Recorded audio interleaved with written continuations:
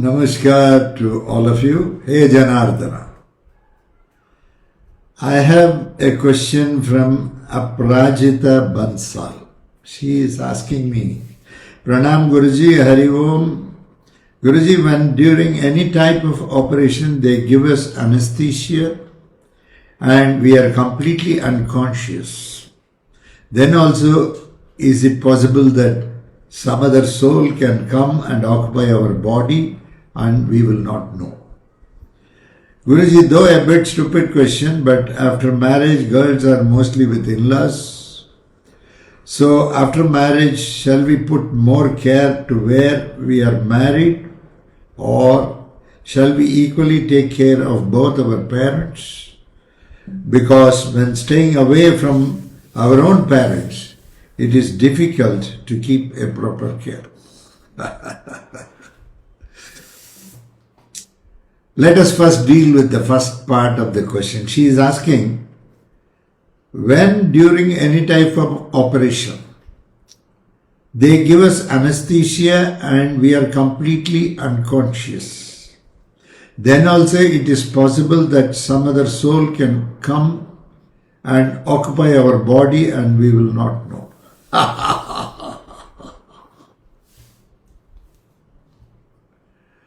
See, this is a very big question. It has got various things. So, to go into the technicalities of the subject is not advisable. There are a lot of technicalities in this. Does it happen always? It need not happen always, first. When a soul is already there, when it is put to unconscious for the sake of operation's sake, when there is any possibility of another soul, it's not, generally it doesn't happen. Unless it is made to happen. There is a process of making it to happen. So you need not worry about it. Okay. 90% it must be the same. But when a soul has left the body, here the soul is not leaving the body. The prana is not leaving the body. The prana is very much available. Okay. Only thing is the body is made to rest. The mind is made to rest. The brain doesn't come to know, or it numbs. It's not able to record the pain or whatever others are saying. But very much the soul is within the body. Okay. So the possibilities are very, very less unless something is done to do it. Yes, such things are there. You need not worry about it. I don't think it's going to happen in any of our cases. The other question, though a bit stupid question, but after marriage, girls are mostly with in-laws. So after marriage, shall we put more care to where we are married, or shall we equally take care of both parents? Because when staying away from our own parents is a bit difficult to keep a proper care. See, we can't go by what was done all these years. Things have changed. We can't keep on applying the very same principle at every point of time. You cannot do it. It's not possible.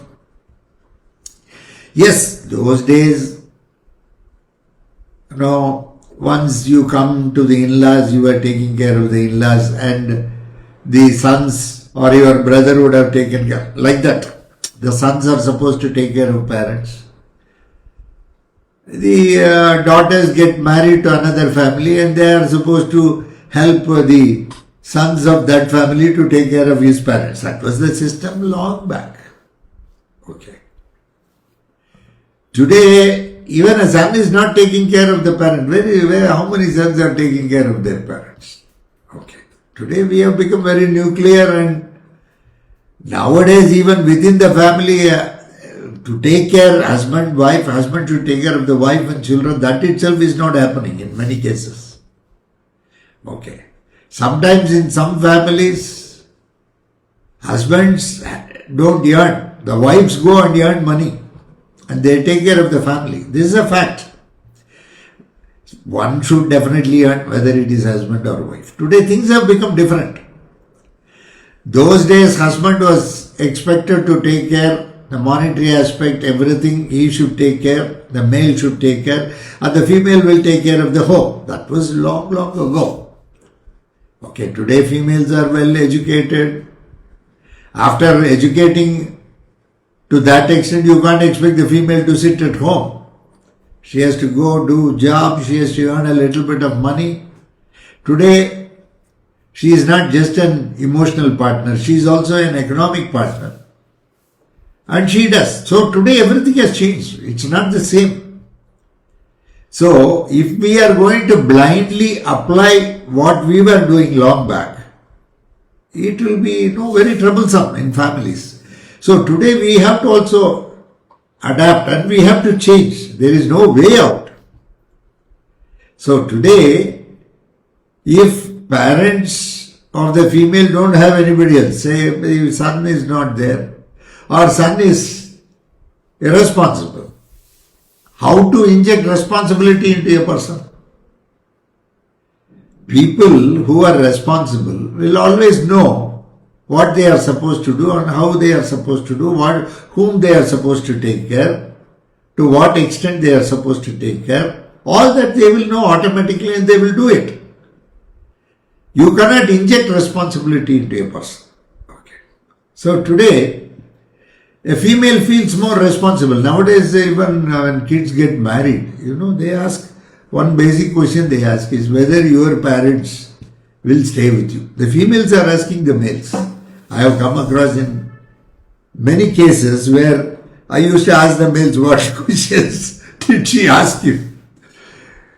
I'm not brooding into their privacy, but I just want to know what is the trend now, so that as a master I can advise people to be cautious, or to such questions may come, I can inform the males or the females, whatever it is, just to know what is going on. Okay.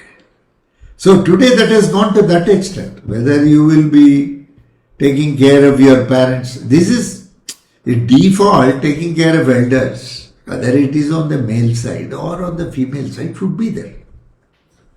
If one is not able to take care, the other one should come forward to take care.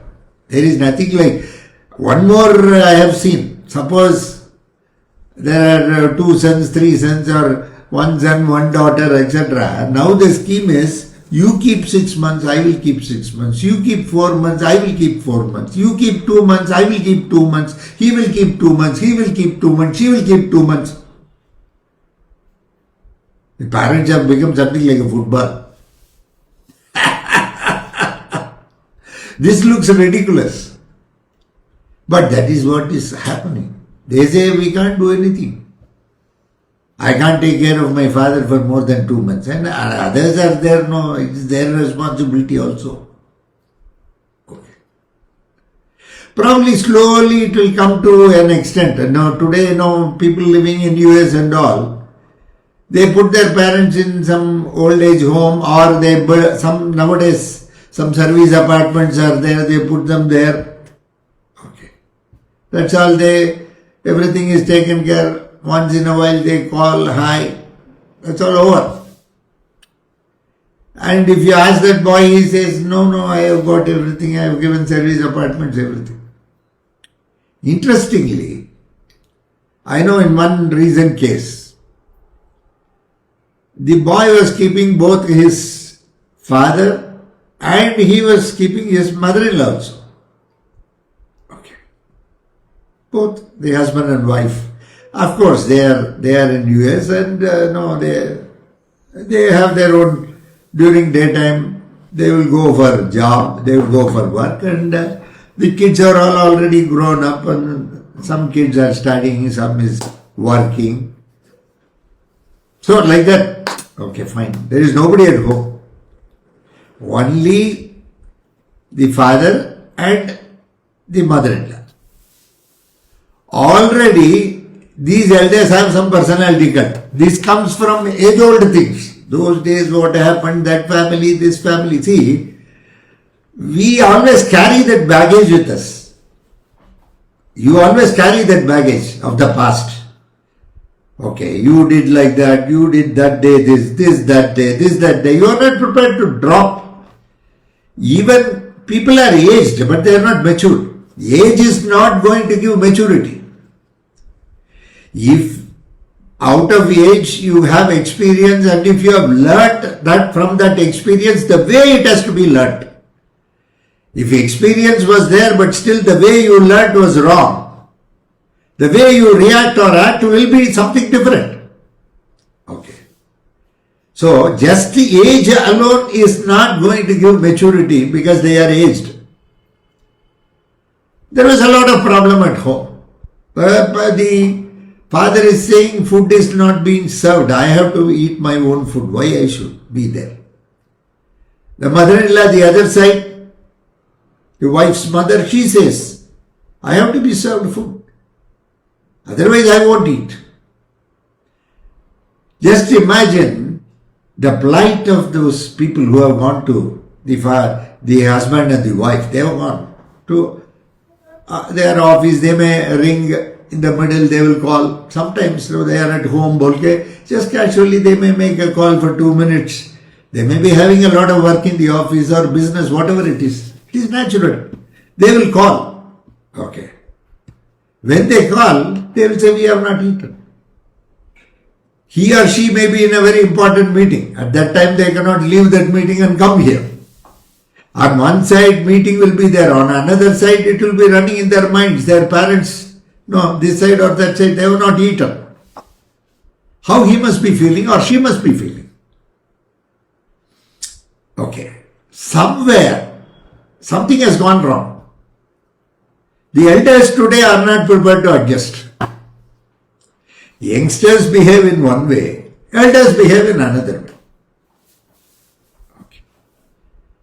See, as elders, what is it we are supposed to do? We can drop the past. Okay. We can keep ourselves happy and healthy. As far as possible, we will not give trouble to younger generation. That is the taboo.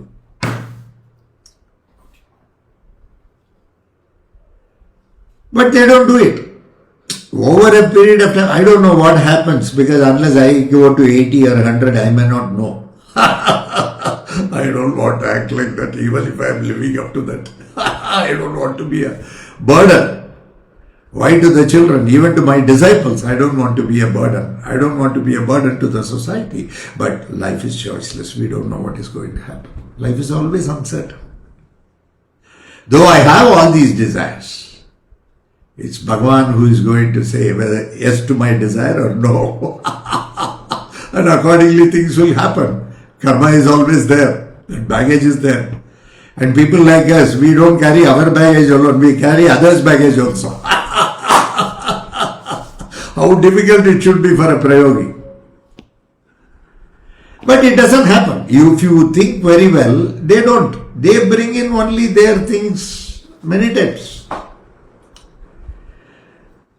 So, today, yes, naturally when parents on female side or male side, when they are struggling, naturally they will have to go for help. If you are not going to help your own parents, whom else are you going to help? With whom else you are going to stand if you are not going to stand with your parents? Is it not?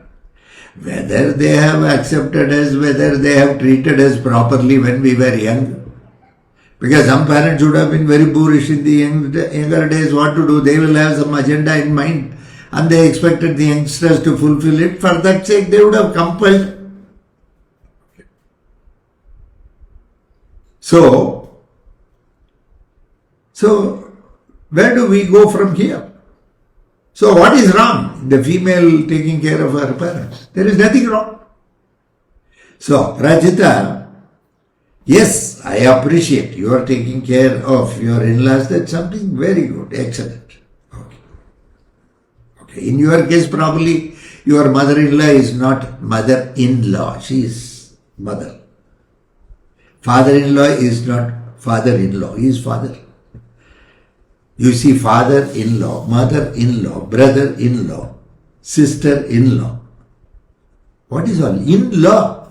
By force, on account of marriage, he has become father to you. Out of force, marrying that boy, she has become mother. She has become sister. She has become brother. By force. Out of force, something is you are asked to do. You will definitely be rebellious. Certainly. Okay. You will be rebellious. So, by forcing, can a relationship survive? It cannot survive. How much of sacrifice both the parties are making? Okay. How much they compromise? In all relationship, it doesn't fall just in its place. The way, see, the other day somebody was telling, boy is a very good boy, the girl is a very good girl. Everybody is good on the date of marriage. Problem starts only after that. In most cases, maybe here and there, I am not talking about some 10% here and there, maybe otherwise, even before. Otherwise, by default, every boy is good, every girl is good before marriage. After marriage, so many things take place. Whether the circumstances were ideal for them to be like that or not. Somebody was good. The circumstances are good, so he is good. If something is going to change, will he be balanced enough to continue to be good or not? So definitely, Aparajita, you should also. I don't deny, you have to take care of your parents also. I don't deny that. Yes, what you said is right. Okay, next let me see anything else is there. I just go down. Saujanya Ayachitula. Hari Om Guruji, many times it is our ignorance and lack of acceptance also that leads to certain things which we are very much unconscious about and cannot foresee or unwilling to even acknowledge resultant consequences of our actions. For example, when an elderly person in late 80s is rushed to hospital for a medical emergency and the doctors identify that the heart has stopped functioning, though with due respect we do love such a person, being a family or a friend or a well-wisher, we would need to accept that life is fragile and it might be the time for the person to go. Instead, the doctors do something and revive such a person which might affect other organs of the person, resulting in the person being in a vegetative state for however long, which is both suffering to the person and the family near and dear. Here probably from the doctor's point of view saying the life at all cost is what is considered primary, but consequences might be very expensive. I totally agree with you, Saujanya. We all say life is very important. Yes. Okay. I do agree. Everybody should live their full life. So where to draw that line? Where is full life? A person's full life might not have been committed even 100 years. A person's full life might have been committed just 20 years. Because of karma, he could live only 20 years. Because of karma, that man is continuing to live after 100 years. Do we have a choice in life? These are all cases which give us the maturity to understand that life is choiceless. We don't have a choice most of the time.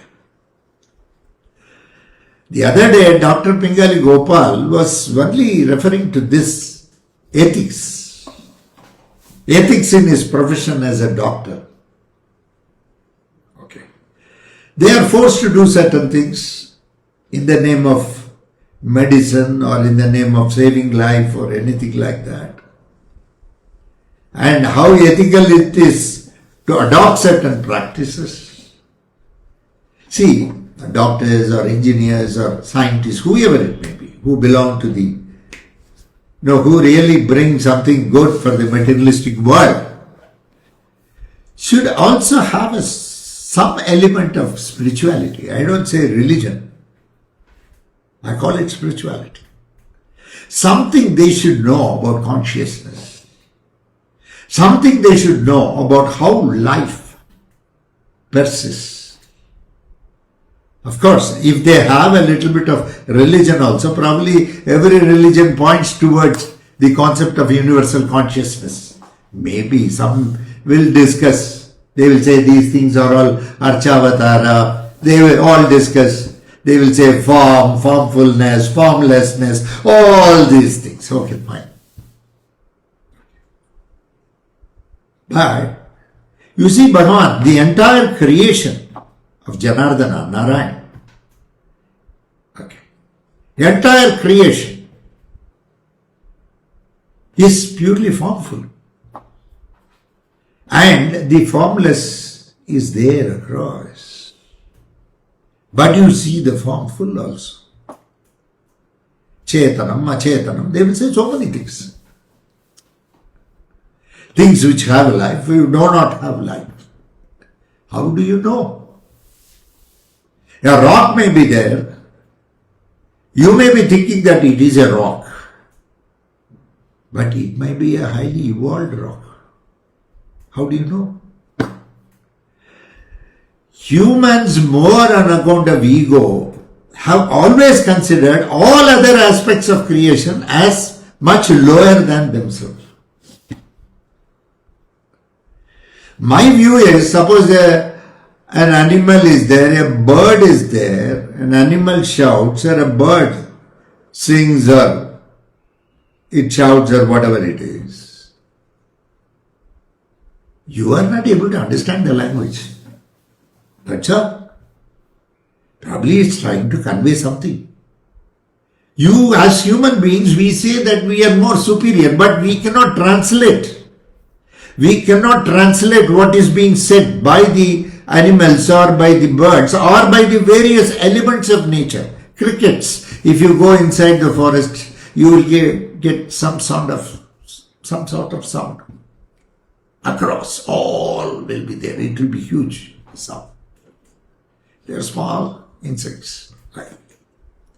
They keep chanting, probably Om Om, we don't know. So, in the elements of nature, in the elements which have created, probably everything which is part of creation, human beings consider themselves as superior. There itself, there is some problem. Some problem with us. As humans, we have started considering ourselves as superior with a lot of ego. The ego is more for us. The ego is large for us. When ego is more, how will we be able to look at consciousness? How will we be able to spot something beyond our normal thinking? From where are we going to? Already you are considering yourself on par with Bhagavan, on par with creation, on par with nature. Of course, you are a part of nature. You are a miniature of nature. Of course. Those days, Chandrasekharendra Saraswati Swami, Kachi Periva, used to say, how long you will be doing Namasomaya cha Rudraya cha Nama? How long you will be putting the Vilvam there? Say that mantra and put it on your head. You can find many of the photographs of big saints, including Periva, Kachi Periva. Vilvam and a lot of flowers will be there on his head. They have already realized that. They are all very highly realized souls, saints. There is no comparison at all. They all came just probably to educate us in a much better way. Okay. So, Yes, correct. You know certain things. As a human, I don't deny, decry. You have something and you have, but you should also know that there is something beyond, which no human at the present level will be able to comprehend. Nobody. Probably one may have comprehended a little bit, one may be a bit behind, but all are going towards that. It takes a little bit of time. Time becomes the concept. So, once something beautiful dawns, like consciousness, probably you will be able to understand the entire creation and nature. If somebody is talking some nonsense also, you may just smile at him. You may not even participate in that. People go on idealizing certain philosophies and they say this is what is final, this is what is final, this is what is final, this is what is final. Without understanding that everything has got a finality, not just this. In every aspect of creation, Bhagavan exists. Probably may not be visible to the naked eye, but should be visible to the third eye. Of course, if you have this eye, then it's very difficult. That eye has to break and Narasimha has to come from outside. Pillar. Why did Narasimha come out of pillar? It is the ego. Pillar was nothing else but the ego of Hiranyakashipu. He is asking his own ego. He is asking his own ego. Okay. His own son, who has come out of him, Prahlada, he is asking him whether Narasimha is there in this. The true self, what is standing as pillar is nothing else but his ego. And out of that true self came out the wonderful Bhagavan, Narayan, Janardana in the form of Narasimha. Okay. So, as long as we carry that ego, this is going to be very difficult. Where the maturity will come? Saujanya, you are talking about maturity of elders. From where is it going to come? From where is the maturity going to come? Suddenly will maturity dawn on people? Or maturity dawns when they start learning from their own experiences in the way in which they have to learn. Being with good people, Satsangam is very important. The people with whom you move, the people with whom you interact are going to contribute to the wisdom or knowledge. Merely reading scriptures or merely quoting scriptures, merely quoting what others have said is not going to elevate you unless you walk the talk. Suppose you trust, you have a belief system, you have a master, and you totally have faith with the master. The master has expressed certain things by merely reading those slokas or stotras. He is not going to take you, but by not just reading, but going into that conscious level of bringing it into the Sahasrara, the 1,000-petaled lotus which is there, Sahasrara, unless the Sushumna Nadi, which will carry that knowledge and drops into the Sahasrara, we are not going to become wise.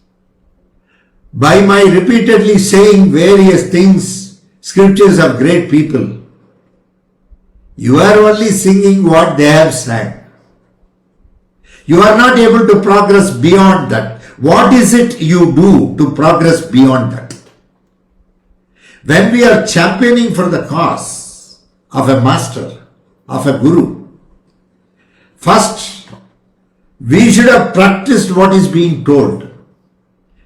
But most of the time what happens is, though we say that we practice that, in reality, the person very well knows, anybody for that matter, including me, we are nowhere near that. We are nowhere near that. Then yes, universal consciousness dawns on us. You will be able to comprehend everything. You will be more matured. You will know the time has come and this is not the time to insist. You will tell the doctor, if the heart is stopped, let it be so. Don't try to revive him because he has already gone. If you revive him, who is going to come once again? Okay. Most of the people who die are not conscious people. Okay. Most of us are very normal people. Suppose what enters back, that is why they say, dispose of the body early, don't keep it for long. Sometimes they say they take the body to the graveyard and that person has come alive. How did he come alive? Something else would have come alive. And please remember, anything which enters the body very well knows in matters of seconds or millionth of a second the entire history, and it will behave the very same way as the original. You will not know any difference between the original and the duplicate that has entered. So, in the name of saving a person, are we doing something else without our knowledge? And are we conscious enough to know,